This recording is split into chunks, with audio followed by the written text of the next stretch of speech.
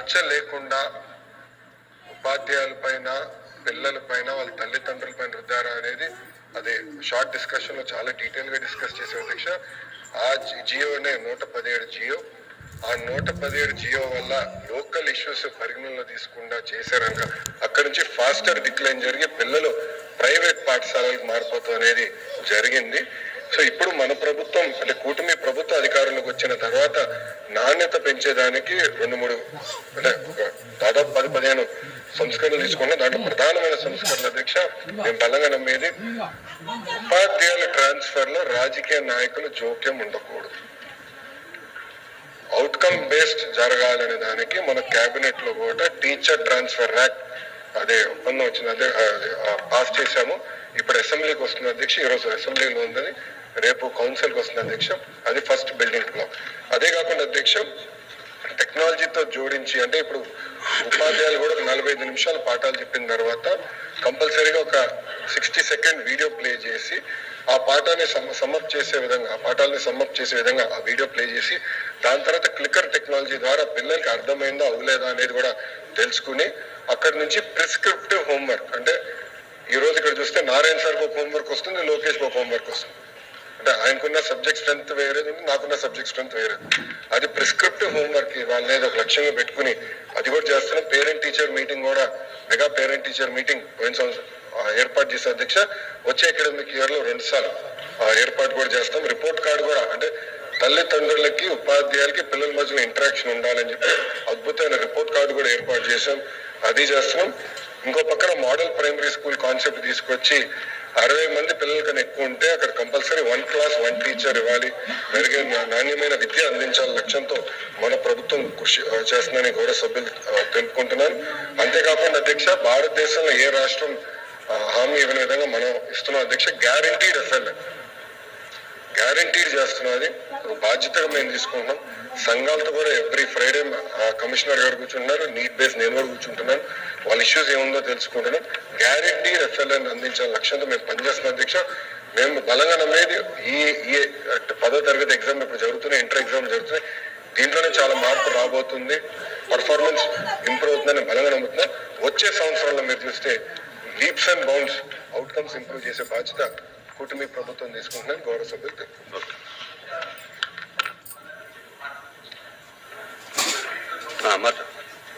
ఇచ్చారు. విషయం ఏంటంటే ఇది ఈ ఒక్క సంవత్సరం వ్యవహారం కాదు, దశాబ్దాలుగా మన స్కూల్ ఎడ్యుకేషన్లో ఉన్న పరిస్థితులే ఈ ప్రమాణాలు పడిపోవడానికి కారణం. అసలు రిపోర్ట్లు ఎప్పుడు కూడా ఇట్లాగే ఉంటుంది. కారణం సీరియస్గా మీరు పరిశీలించండి. ఒకటి, ఒక మాస్టరు, 2 మాస్టర్లు, 3 మాస్టర్ స్కూలు చాలా పరిమితం అయిపోయినాయి. ప్రైమరీ ఎడ్యుకేషన్ అనేది ఈ 30-40 సంవత్సరాల కాలంలో చాలా దెబ్బతిన్నది. ఒక మాట చెప్పాలంటే ఒక విధ్వంసం అయిపోయింది. హై స్కూల్ ఏదో ఒక వాతావరణం, కానీ ప్రైమరీ ఎడ్యుకేషన్ మాత్రం చాలా దెబ్బతిన్నది. దీనికి తోడు పాఠశాలకి వెళ్ళిందే తోడుగా నేను ప్రత్యక్ష ఉదాహరణ సార్, ఆ ప్రైమరీ ఎడ్యుకేషన్లో పనిచేసి వచ్చినటువంటి వాడు మాస్టర్ని పాఠం చెప్పనిస్తే కదా, సిలబస్ ఏమో పెద్ద ప్రమాణాలతో తయారు చేస్తున్నారు, అసలు రిపోర్ట్ ఏమో కనీస ప్రమాణాలు క్వశ్చన్ చేస్తుంది. అంటే మరి పిల్లవాళ్ళకి కనీస ప్రమాణాలు నీ టార్గెట్ అయితే కనీస ప్రమాణాలైనా సాధించే పద్ధతిలో నీ సిలబస్, నీ బోధన ఉండాలి. సిలబస్ ఏమో ఎంత పెద్ద పెడతావు, చివరికి వచ్చేడు అసలు రిపోర్ట్ ఏమో కనీస ప్రమాణాలు ఏమీ లేవంటున్నావు. మరి ఎంతకాలం ఈ రకమైనటువంటి పరిస్థితి? రైట్, ఓకే సార్ చెప్పారు ఏదో 1 క్లాస్ 1 టీచరు, ఇది వరకు ఉండేది, మేము ఉండేది ఒక 4500 పాఠశాల అట్లా పెట్టాం. తర్వాత గత ప్రభుత్వం దాన్ని మార్చేసింది వ్యవహారం ఇది. అందువల్ల దాన్ని ఒక స్ట్రెంగ్ చేయడం, ఉపాధ్యాయుల్ని అకాడమిక్ గానే పరిమితం చేయడం, పర్యవేక్షణని కాస్త ఎంఈఓలు ఉంటారు, డివైఓలు ఉంటారు, డిఈఓలు ఉంటారు, వాళ్ళు ఎప్పుడైనా స్కూల్ మొహం చూస్తే కదా అసలు అలా మీ కాగితాలు పైకి కిందకే రాసుకోవడంతో సరిపోతుంది తప్ప అకాడమిక్ గా ఏం జరుగుతుంది అనేటువంటి పరిస్థితి అట్లా జరగట్లేదు. దీని రెక్టిఫికేషన్ చూడాలని చెప్పి మంత్రి గారికి నా సూచన. మంత్రి గారు ఎడ్యుకేషన్ మాట్లాడినప్పుడు ఇది నేను ఎందుకు ఇంటర్ఫీర్ అవ్వాల్సి వచ్చిందంటే అధ్యక్ష, ఇంతకుముందు గత ప్రభుత్వంలో 2.5 సంవత్సరాలు ఈ ఎడ్యుకేషన్ సంబంధించిన పోర్ట్ఫోలియో నుంచి నేను కూడా డీల్ చేస్తున్నాను అధ్యక్ష. సో ఆ సందర్భంలో ఒక విషయాన్ని చెప్దామని కూడా మంత్రి గారు చెప్తున్న 12 లక్షలు అనే సంఖ్య నాకైతే ఎక్కడి నుంచి వచ్చిందో తెలియదు. దయచేసి ఇది వాస్తవ వ్యక్తం అధ్యక్ష. మొత్తం మనం ఎక్కడ మూడు రాష్ట్రాల నుంచి తీసుకున్నప్పటికీ కూడా ఏ రోజు కూడా 12 లక్షల స్టూడెంట్స్ వచ్చి ప్రభుత్వ పాఠశాల నుంచి ప్రైవేట్ పాఠశాల బదిలీ అనే సందర్భం ఏనాడు రాలేదు. దానికోసం ఇక్కడ ప్రభుత్వం లేదు, గౌరవ చైర్మన్ గారు లేరు. దయచేసి ఇది ఆయన సీనియర్ నాయకుడు, ఎమ్మెల్యేగా అనేక సార్లు చేశారు, 3 సార్లు ఎందుకు లేదండి? ఆయన సమాధానం చెప్పాలి కదా. ఎలాంటి డేటా లేక ఈ రోజు బేసిక్ డాష్ బోర్డ్ తయారు చేయలేకపోతున్నాం. నేను పండే చెప్పాలి, ఆ స్టాండ్ నేను తీసుకున్నాం సార్. యాప్ల భారం మేము తగ్గిస్తున్నాం, దాంట్లో ఎలాంటి డౌట్ లేదు. సింగులర్ యాప్కి వచ్చేస్తున్నాం.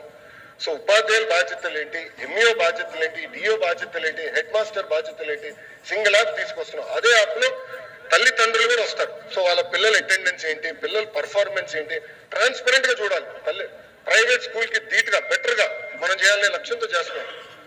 సో ఉపాధ్యాయులు కేవలం పాఠాలే చెప్పాలని నిర్ణయం తీసుకున్నాం.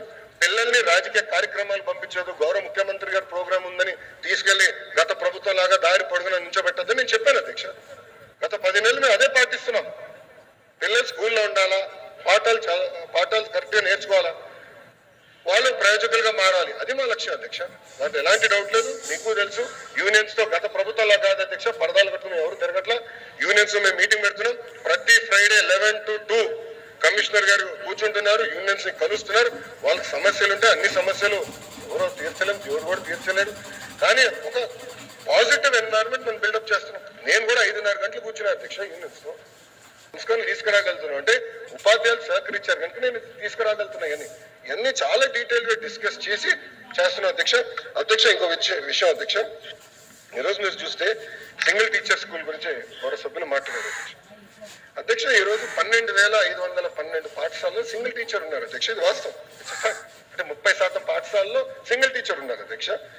అందుకే అధ్యక్ష మోడల్ ప్రైమరీ స్కూల్ కింద కనీసం ఒక 7-8 వేల మోడల్ ప్రైమరీ స్కూల్స్ వస్తే ఒక క్లాస్ ఒక టీచర్ అందించడానికి అవకాశం కలుగుతుందని బలంగా మీరు నమ్మారు.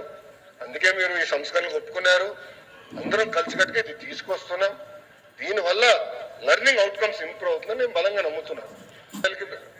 ఇతర పనులు తగ్గించి కేవలం పాఠాలు చెప్పే బాధ్యత పెట్టి ఇంకో పక్కన టెక్నాలజీతో జోడించి థర్డ్ లెర్నింగ్ అవుట్కమ్స్ పైన ప్రత్యేకంగా ఫోకస్ పెడితే తప్పనిసరిగా ఫలితాలు వస్తాయి అధ్యక్ష. ఆనాడు మీరు హౌస్ లో ఉన్నారు, షార్ట్ డిస్కషన్ నేను ఒకటే చెప్పిన. శాసనసభ్యుడు గన్నబాబు గారు లాస్ట్ లో నుంచి నాకు మాట చెప్పారు, ఎన్ని పర్వాలేదు, ఇంత డిస్కషన్ జరిగింది అద్భుతం.